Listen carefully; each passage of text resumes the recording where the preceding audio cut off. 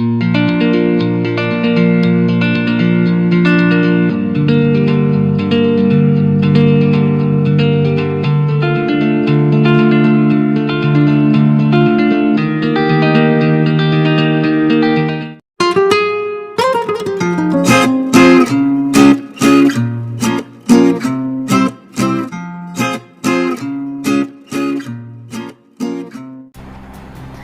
my dear children, have you watched the video classes based on your first lesson?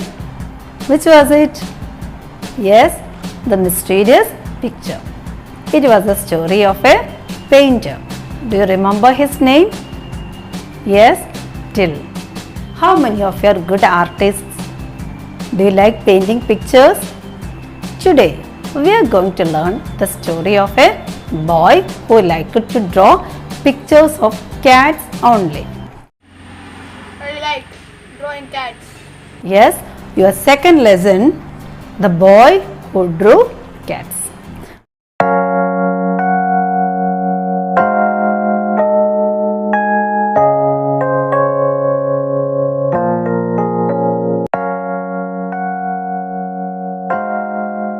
This lesson is a Japanese folktale.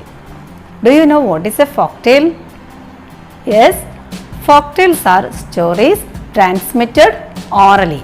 That means it passes from person to person and it contains a particular lesson. So this is a Japanese folktale. The publisher of this story is Hasegawa Takejiro.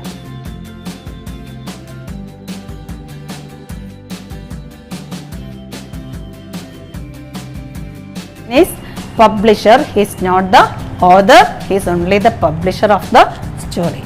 Let's see for the characters in this story. The first character is a boy, and the boy, he is the protagonist of the story. Protagonist means the main character of a story. Second, a poor farmer, that is the boy's father. The third character is his wife, the boy's mother. And fourth character is an old priest, and the boy's brothers and sisters also comes in the first three paragraphs. Now we are discussing the first three paragraphs.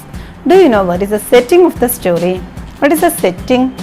Setting is a place where the story takes place. Here the setting is a small country village in Japan. What do you mean by country? Here country means a place outside the city. So the story takes place a small country village in Japan. Let's see the lesson in detail. So look the first paragraph. A long time ago, in a small country village in Japan, there lived a poor farmer and his wife who were very good people. So the story happened long time ago in a village in Japan. So it is about the story of a poor farmer and his wife. They were very good people. They had a number of children and found it very hard to feed them all. A lot of children.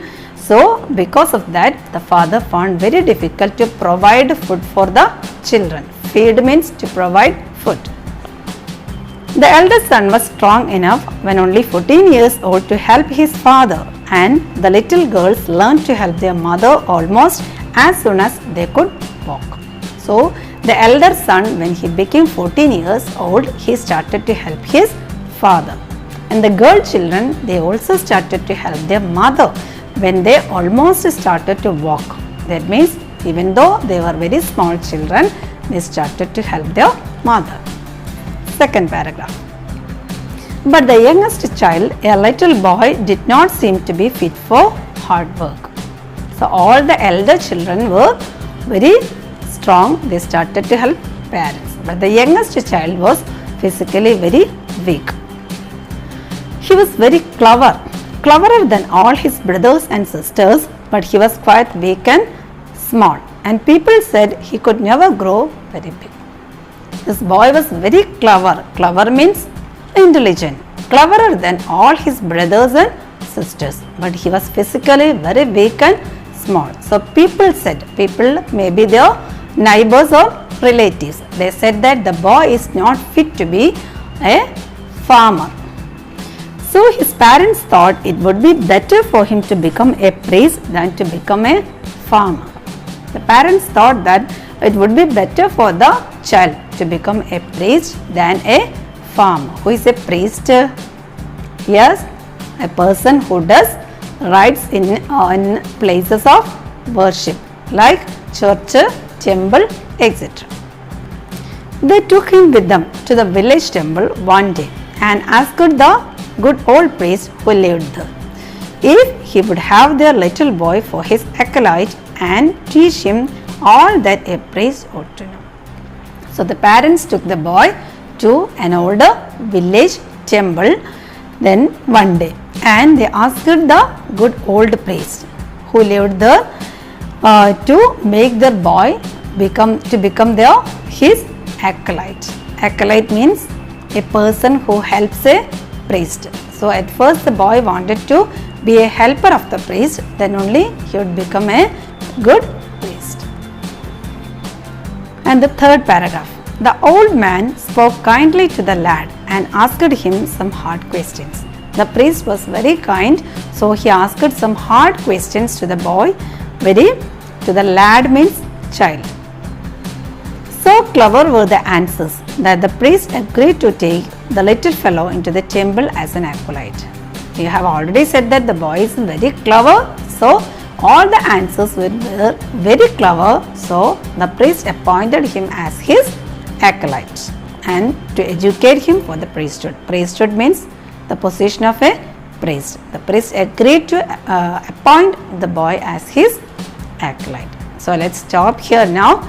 All of you read these first 3 paragraphs and try to do 2 activities based on these 3 paragraphs. The first question is, write a brief description of the boy. Second question, imagine the parents visited the old temple and asked the priest to appoint his boy as his acolyte. Prepare a conversation between the parents and the priest. Thank you.